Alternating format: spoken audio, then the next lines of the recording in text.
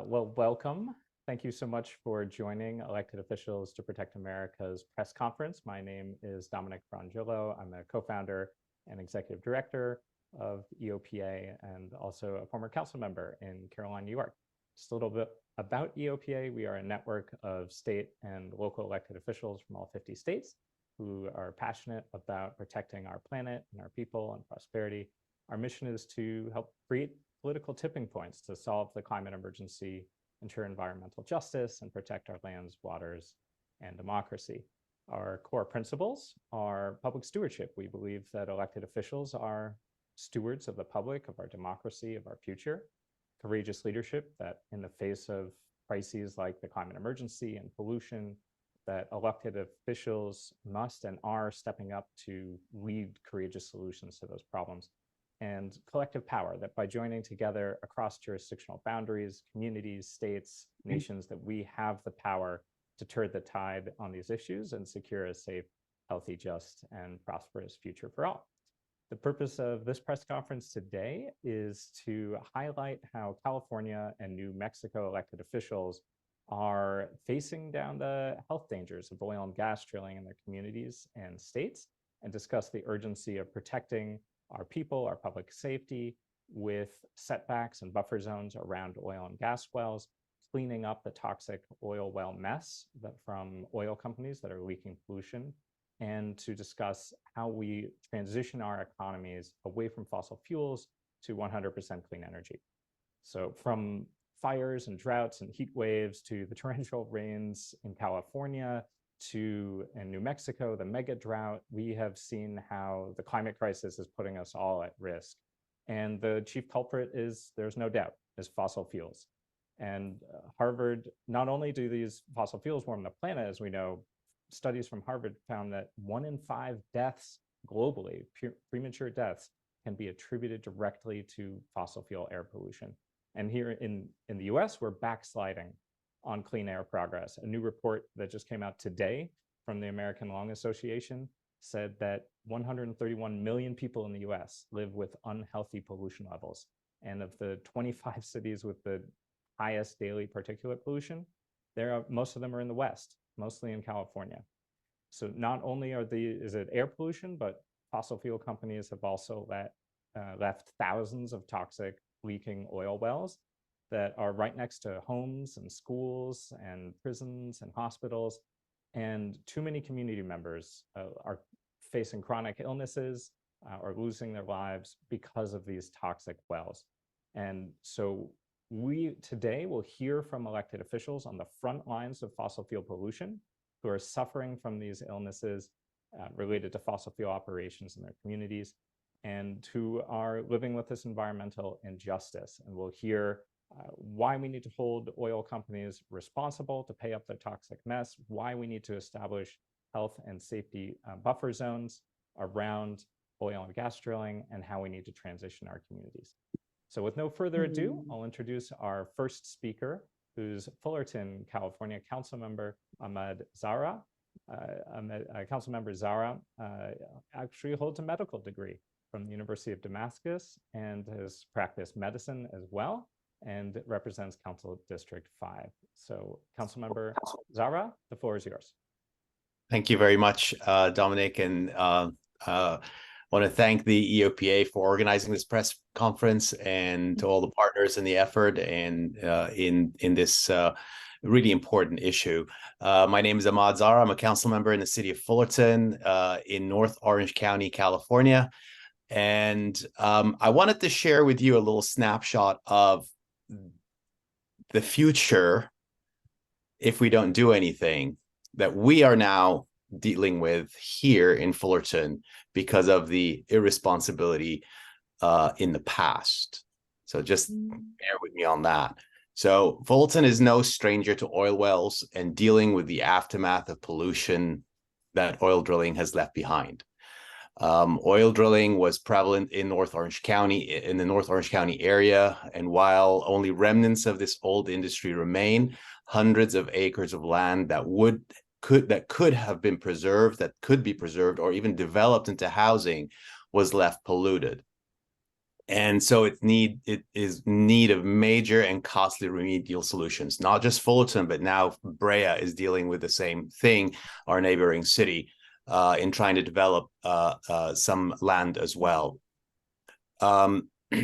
The West Coyote Hills, which is over 500 acres of open space in Fullerton that used to be a site for oil drilling. Only recently have we began cleanup after decades. We're talking since the 40s, 30s, 40s, and 50s. Decades of millions and millions of dollars in cost. And still we're not there. We haven't been able to develop. We haven't, because it's so costly. We know in Fullerton the impact of irresponsible companies also from our industrial era, when kept unchecked, leaving behind massive industrial pollution long after these industries have gone. Our groundwater in the North Orange County Basin is in fact one of the largest pollution plumes that only now has been finally listed by the EPA as a Superfund site, with remedial costs in the hundreds of millions. This is the water that we drink from. California is now facing an urgent climate and public health crisis. We don't need to talk about this in details because I think we all know what the effects are. We're seeing it. We're living it. We have over 40,000 oil wells currently sitting orphan or idle, leaking methane and volatile organic compounds into the air, water, and the soils that we in our communities. If we don't act now, if these are not plugged and properly decommissioned, these idle wells in California will act as a major source of methane gas, as we've heard, as we know, and groundwater contamination and air pollution, and can present physical hazards to people and wildlife. And we have now an opportunity to ensure that oil companies are taking responsibility for cleaning up and capping these wells as quickly as possible before these cleanup issues become too vast, costly for our local communities. And this pollution becomes too prevalent, and not even considering or really analyzing what the health effects are over time. We still don't know this. We've been drinking this water. We've been living around this land for years and years. We don't know the real true impact. I think we definitely also need to ensure that any wells that are still operational have to have a buffer zone. This is just logic. We need to keep those homes and schools and places where children are playing. We need to keep those well away from any kind of active fossil fuel wells. Plugging idle wells and creating buffer zones shouldn't only be seen as a push for creating cleaner communities, but also as an opportunity for economic revitalization and creating tens of thousands of jobs in these local communities. It's an opportunity to create positive partnerships with responsible and forward-thinking companies that will help move us forward into a cleaner future. We must act now and not leave this problem for future generations to deal with. Let us be the generation that took on the climate and environmental challenges, and one that leaves behind a cleaner and prosperous California. Thank you. Well, thank you so much, Councilmember Zahra. Really appreciate your comments and your resounding call at the end that this really is a generational leadership issue. We are the last generation that can take action on these issues, and it really is up to us and our elected officials. So really appreciate your leadership there. Then our next speaker is Meghan Sahli-Wells, former mayor of Culver City and founding EOPA California Leadership Council chair, and currently our California director.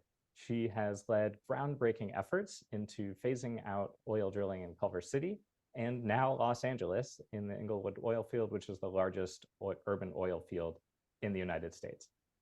Former Mayor Sahli-Wells, the floor is yours.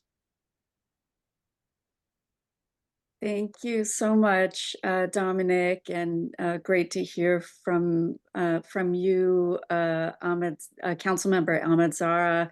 So as Dominic said, I helped to lead a successful fight in Culver City, California against oil drilling in my community. Culver City has 10% of the largest urban oil field in the United States, the Inglewood oil field. And it was a place where my community was suffering harms, so toxic releases, miscarriages, cancers, air quality issues. And we were really, community really came together to stop all new drilling and to phase out existing drilling over the next 5 years. And we helped inspire the city of LA and the county of LA to do the same. So really proud of this work. And as California Director of Elected Officials to Protect America, we're taking that fight to all California communities. No community, no matter where you live, should be a sacrifice zone to the oil and gas industry. And at EOPA, we use science as our guide. Science tells us, in fact, something that our hearts and our own lived experience already knows, and that is that living directly next to oil and gas drilling is toxic. A study from Harvard found that in California, 34,000 people have died in 2018 alone from fossil fuel air pollution prematurely. These figures are 3 times higher than previously suggested by other studies. The California's own California Council on Science and Technology had a study in 2015 that found that most significant exposures to toxic air contaminants occur within a half mile of well operations. And they recommended setbacks as a solution. Since 2017, EOPA has been working in California to ensure that oil drilling stops next to our communities, that we stop drilling next to homes, churches, schools, and hospitals. We've gathered 488 signatures of fellow elected officials from 49 counties across the state to create health and safety buffer zones, among other measures that would put us on a path to 100% clean and just energy economy. And this work has paid off statewide, along with a large coalition of others. We all helped a great victory in the state legislature in 2022. The state legislature passed and the governor signed an historic bill to protect community health. This was SB 1137 by Senator Lina Gonzalez that put in a 3,200-foot health and safety setback from oil and gas drilling, a major victory for communities throughout California. But it's been stopped, well, not stopped, but delayed by the oil industry that has poured millions into defeating this law that would simply, stop the oil industry from pumping oil next to kindergartens, next to our homes, and impacting almost almost 3 million Californians who live within a 3,200-foot setback, within 3,200 feet of an active oil well in the state.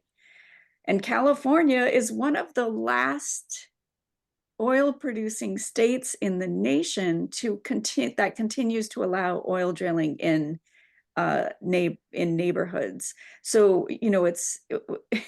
the community has spoken, the legislature has spoken, the governor has spoken, our elected officials have spoken, and now one of our big fights right now is to defeat this really bad ballot measure on the November ballot that seeks to overturn the law protecting communities.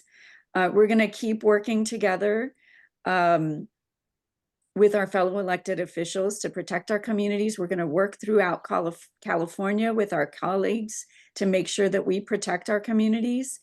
And as we center health and equity and use our collective power with EOPA California, and then, of course, with our colleagues throughout the country who are along this fight in EOPA, our national EOPA, and I'm really happy to pass along to our colleagues in New Mexico to hear about their fights. Thank you.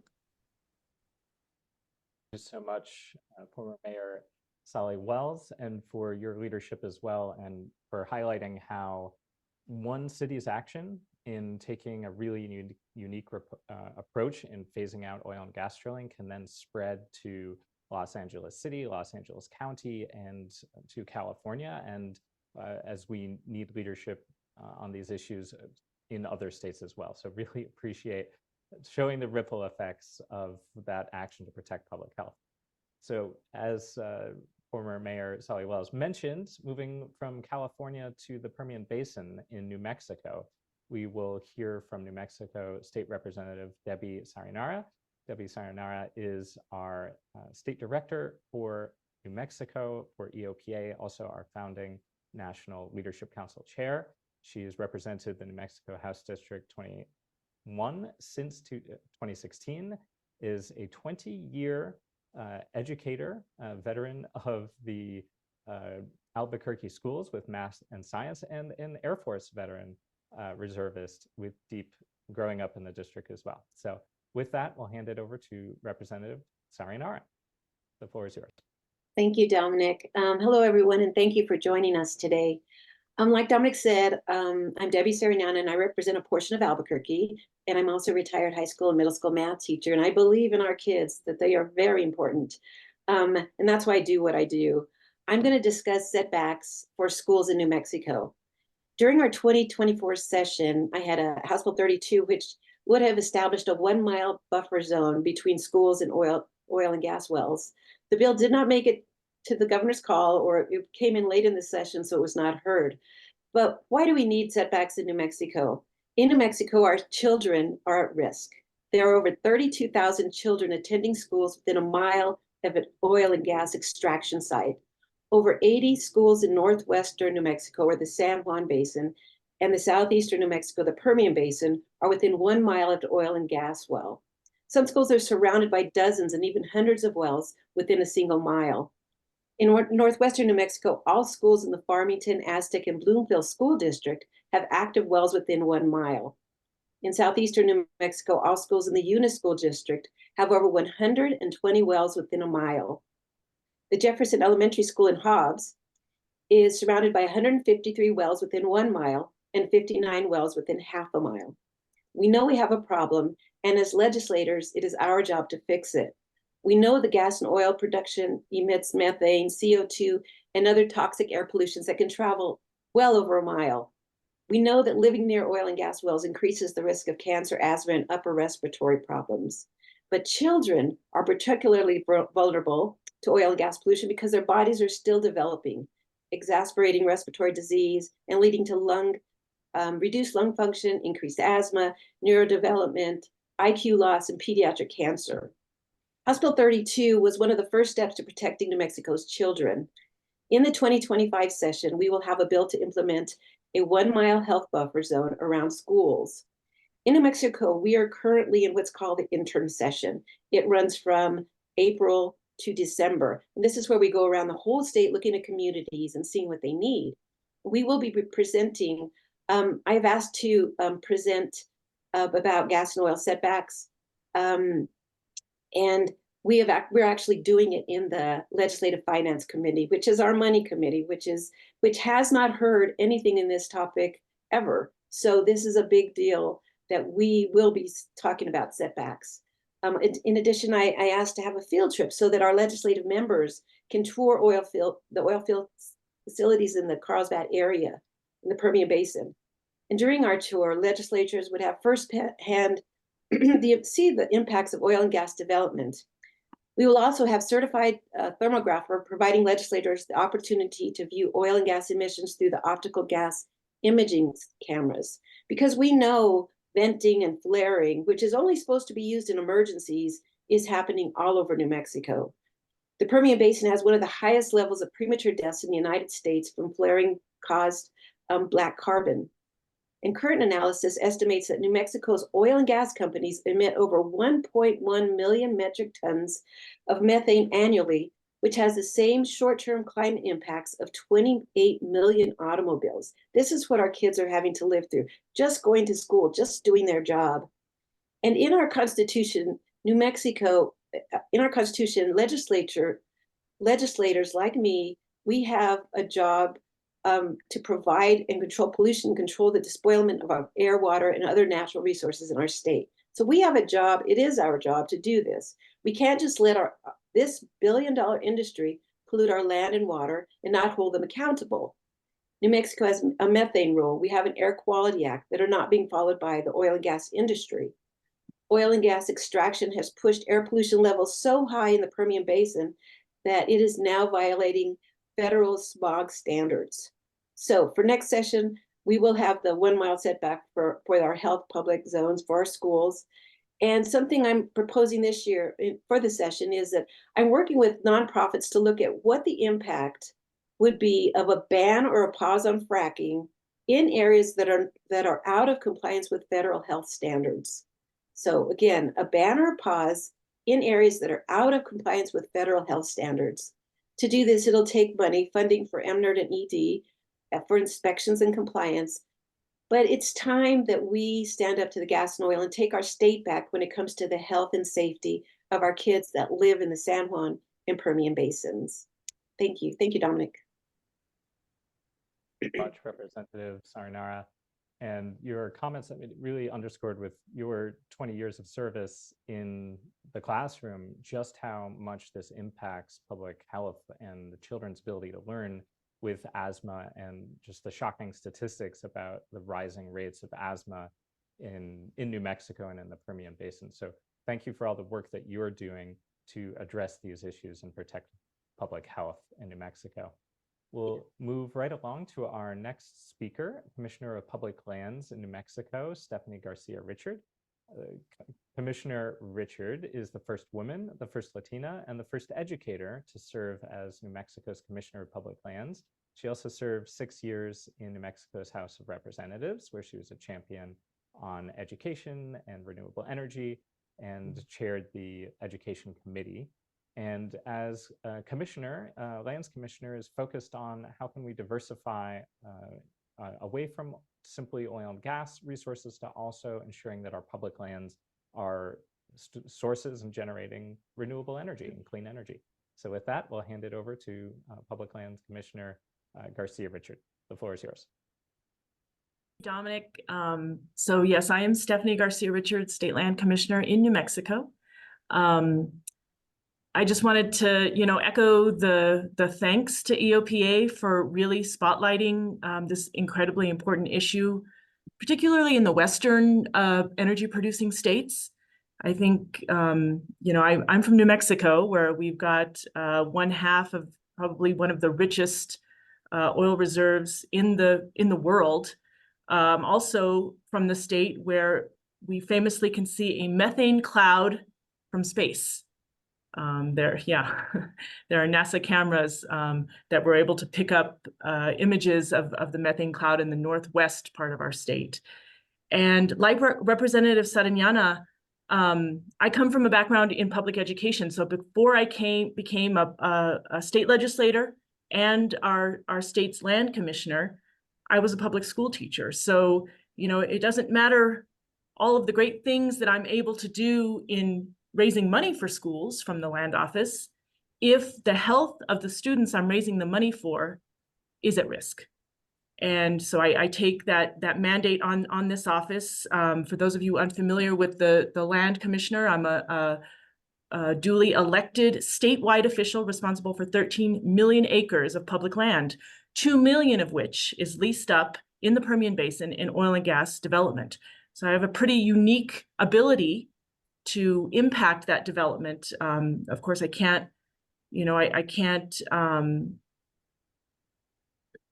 retract any former development that's occurred, but moving into the future, back in June, we did put a ban on any oil and gas leasing within a mile of schools and other educational institutions, childcare institutions, ball fields. I've got a great image if folks later on in the presentation would like to see, danger signs just within a few feet of ball fields in the foreground. And that executive order had two parts. So the first is no oil and gas development of any kind. So leasing, any kind of business development, gas gathering structures, any kind of pipelines within a mile of schools and other related educational facilities. But we do, as Representative Sariñana mentioned, already have oil and gas development within this perimeter of schools. So what we did is we took a systematic look of all oil and gas development on state land around schools in New Mexico to ensure compliance.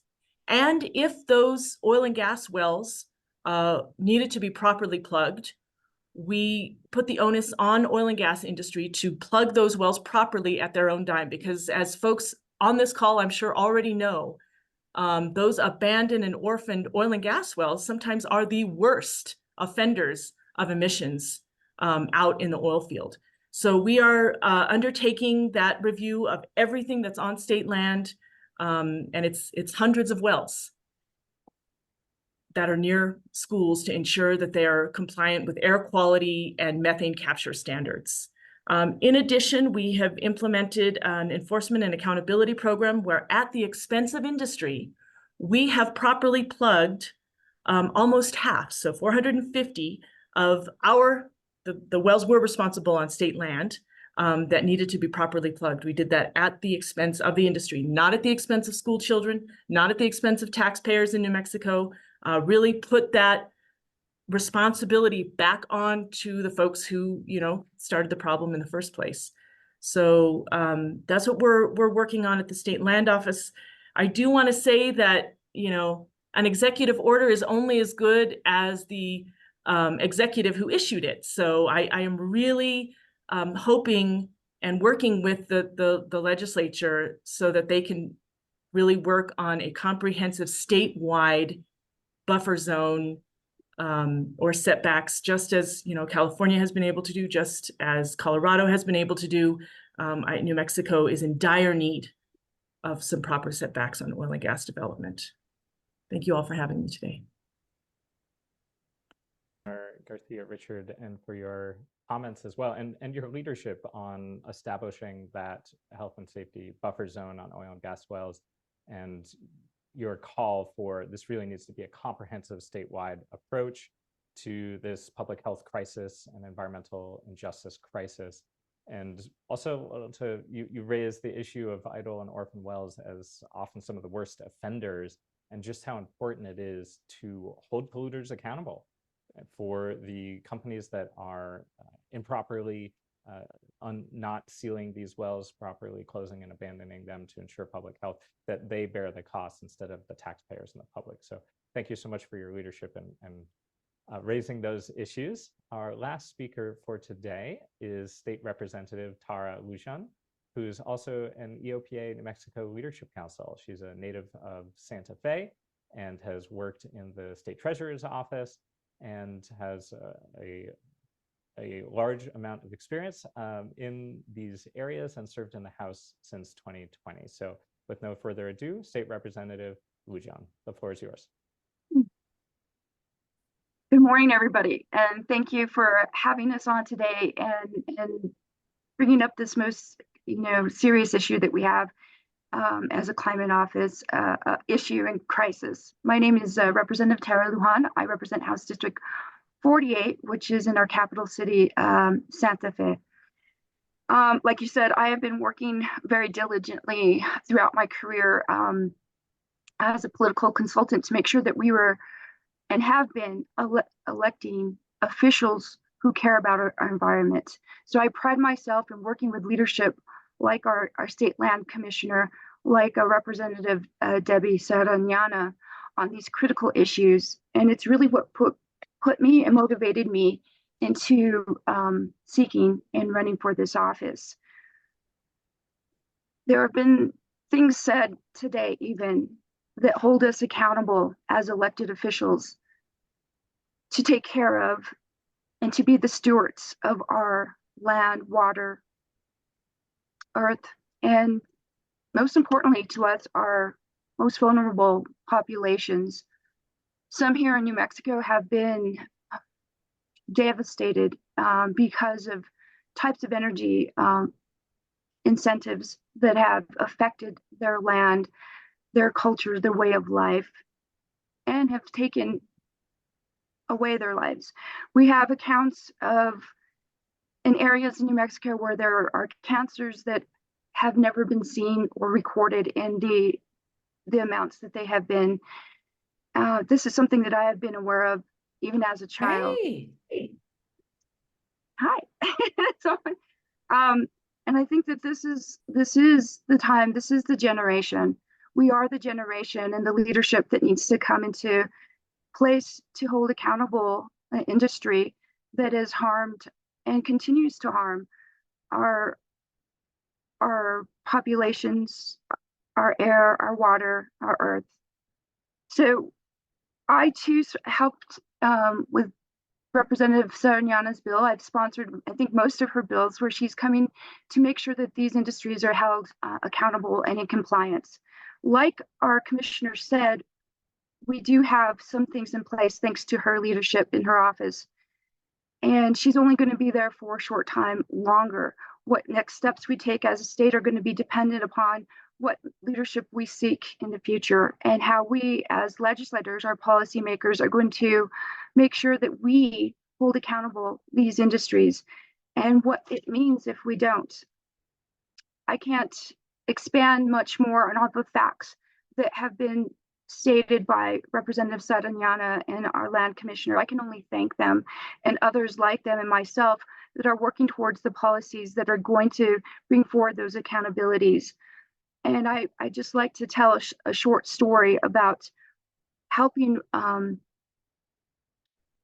campaigns in New Mexico when we elected. First, we're going to elect our governor, Michelle Lujan Grisham, who is our current governor. And she had a group of people coming together to talk about these issues and then later film a commercial regarding what these pollutants were doing to our health and to our communities. And my little girl at the time was 5 years old and she suffers from asthma. And after the commercial was filmed, she watched the video because the commercial because she was in it, and she said, "Mama, why do we have people that are hurting us, who are putting us in danger and could hurt my health and cause me to die?" Case in point, a few years later, I then had the opportunity to run for office, and that is a story that I hold close to me because today we fight for children like her and others that have vulnerable medical conditions and live in vulnerable areas where they have already been affected by industries who have taken advantage of them. If we don't come together, if we don't assess how we are going to create policies that are going to stop the deregulation that is already in place, then we're going to continue to suffer, and at higher rates, increasing faster rates. So one thing that I am doing is working with our leaders who are working on current policy, but also I am, along with Representative Sariñana and others, are putting together an energy policy symposium this fall to address how we are going to look at these policies and influence our future for the next 2 years, the next 5 years, the next 10 years, because we know even with our transition act in place, our energy transition act in place, there are so many missing components and parts. And we know that we have such a huge demand and a continued demand for energy in the future. How are we going to be compliant, and how are we going to take the measures to meet the goals that we already have in place and continue the work that's going to get us and hold accountability to those that have not been held accountable for in a while. So one of the things that we still had to do this year, we had to work against a bill, Senate Bill 443, that was a tax incentive to those idle wells to those wells that are causing a large amount of pollution. And it didn't get through, but then we later found it was in our omnibus tax package. And a number of us who stood on the House floor when we put so just to let you know how we put our package together, the House starts the package, then sends it to the Senate, and the Senate sends it back after they work together to make those adjustments of what's going to be in that package. And one of those was a tax benefit or break for stripper wells.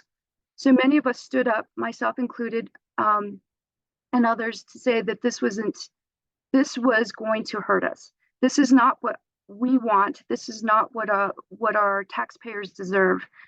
And to give an industry further time to have these idle wells still existing without any regulation, and on top of that, to give them a break. Now, what they wanted to do with that law, with that policy, was to put VRUs, vapor recovery units, on the wells or nearby to help regulate them, but they wanted a tax break for that. Now, that was something that we feel, and I feel, that is something that the industry who has caused the issue should be paying for. And that's something I'll hold strong to. I have had and will continue to have conversations with industry. I think that is very important for us to do, to understand where they're coming from and how their economy, how they view their economy. But the real reason why we, and myself and others, fight against such policies, because we have incurred so many things that are hurting our people and our taxpayers, that we can't continue to give or incentivize those practices any longer. And fortunately for our governor that we have in place right now, she line item vetoed that out of the tax package, because with an omnibus bill, if you get rid of one thing out of it, you have to go back and have concurrence with the other chamber, which impedes the time, which we didn't have the time to do. So the package went through, but I want to thank our governor for vetoing that line item that would have given those benefits to those idle wells. And these are some of the things we're working on.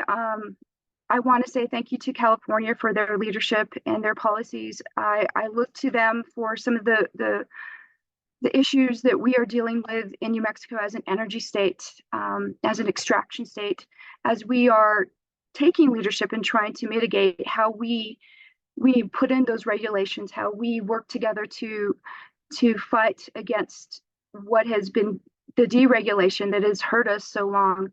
We are the champions. We are the generation that have to make these changes and have to move the scale to the other side so that we can have a better place and a better life for our health and safety of all of us.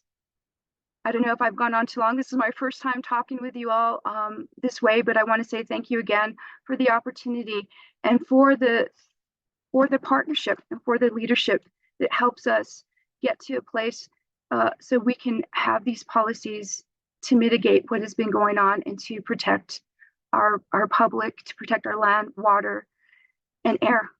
Thank you. Wonderful. Thank you so much, Representative Lujan, for your leadership and your comments as well. Really appreciate you rounding out our press conference. We have time for, if members of the press conference of our speakers are willing to stay for just a few minutes. We have some questions coming in for you. The first for our New Mexico representatives is that the oil and gas threat map shows that there are 144,000 people in New Mexico living within a half mile of an oil and gas production facility, which includes 20% of the indigenous residents. How does oil and gas drilling affect systemic racism? We'll hand it over to one of the New Mexico representatives. I'll take that, Dominic. Thank you. Thank you for the question. Right now there is a lawsuit because of oil and gas and its effects on children, frontline people, and Indigenous people.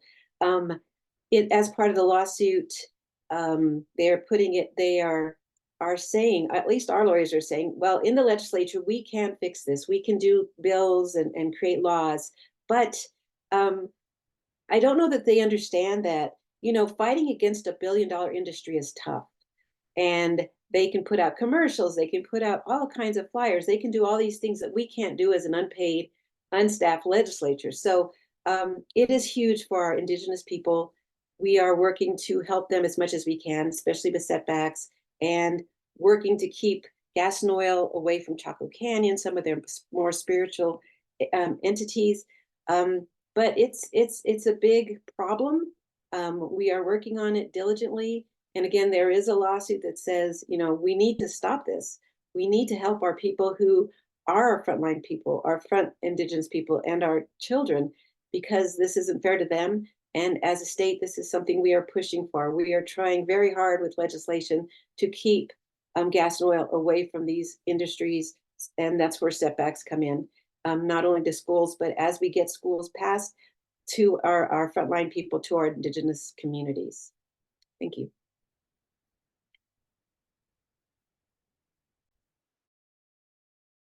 Wonderful, thank you. Our other New Mexico representatives or commissioner, would you like to add to that? So I'll just kind of add 2 points to what Representative Sariñana mentioned. So the first is that when we set about passing our executive order on setbacks, we actually were asked to do that by a coalition of advocates and community members who live in the Northwest region of the state. And the reason they came to us was because there is a very evident pump jack less than a mile from a Navajo chapter house school, our counselor chapter there in the Northwest part of our state. So that was really the impetus, this very stark visual reminder of that development occurring right in where Native kids go to school. In addition, in the southeast part of our state, we have folks who quite frankly are often forgotten. They are, some of them, oil workers themselves, that are Latino, that are Hispano, that are living with all of the output from the industry, who desperately would love to have a transition, but don't quite know what that means for their paycheck, for their ability to provide for their families. So this is a deeper issue than what we were just talking about today. Whatever transition that occurs away from fossil fuels needs to be just, needs to take into account those Indigenous and Hispano and Latino workers as well. Thank you. I would just echo that as well. This Representative Tara Lujan, the majority of our fossil fuel workers are Indigenous or Latino workers. There's actually been a radio broadcast commercial regarding that, and from the industry to push against us when we're saying we need this just transition.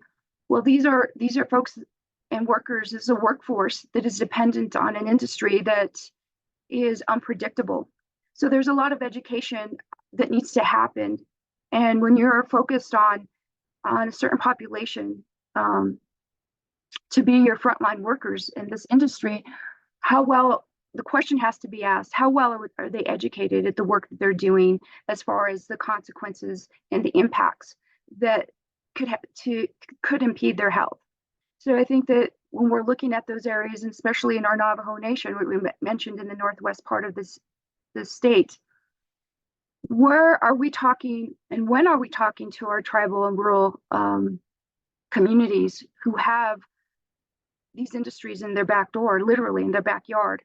And how have policies influenced what has happened, and where's the responsibility in legislation to help them? Because if you see in our state, most of our state is rural, but the most impacted are those areas, the Northwest, and now in our Southeast areas where the Permian Basin is, but before in San Juan County, in the four corners of the states in our Navajo Nation.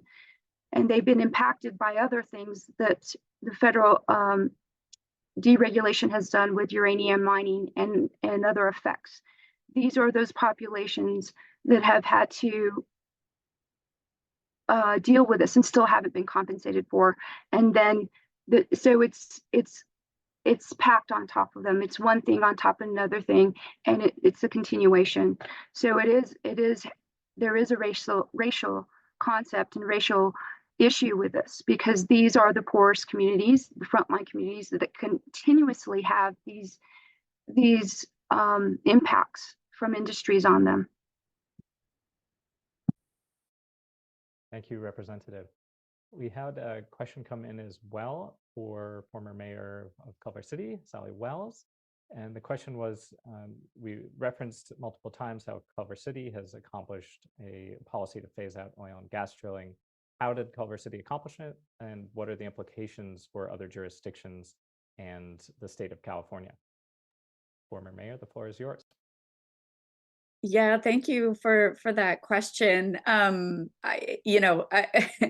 could nerd out for hours, and so we can also happy to go into further detail offline via email or a call. But basically, the landscape is this. Municipal county governments have land use authority. We get to regulate what happens above the ground. The state of California gets to regulate what goes beyond under the ground, that is with the drilling. And so the approach we took in Culver City to end all new oil drilling and phase out existing drilling was really based on that land use authority. Just like you would maybe not put an adult bookstore next to a kindergarten, right? Cities have the land use authority to stop that from happening. We use that same type of authority to regulate this. And what we were able to do is say that, within our general plan, the constitution for planning within the city, that we had already said that that oil drilling wasn't compatible. It wasn't a compatible use with within the city. Now, this was 100-year-old field. So the before that land use policy came into place, that oil drilling was happening. But it gave us this opportunity to say, like, we've formally recognized through a public process that this use doesn't belong here. And so when we had the opportunity to look at how we stop that use, we had a good authority to do so. So what we did was we did an amortization, and again, this is nerdy, but like we did an amortization study, which is a pure economic study that shows, did this company get its return on investment in doing its practice, right? And in this field, we did a study, we did a comparison study, and we actually showed that that the oil operator actually received the value back in what it had invested.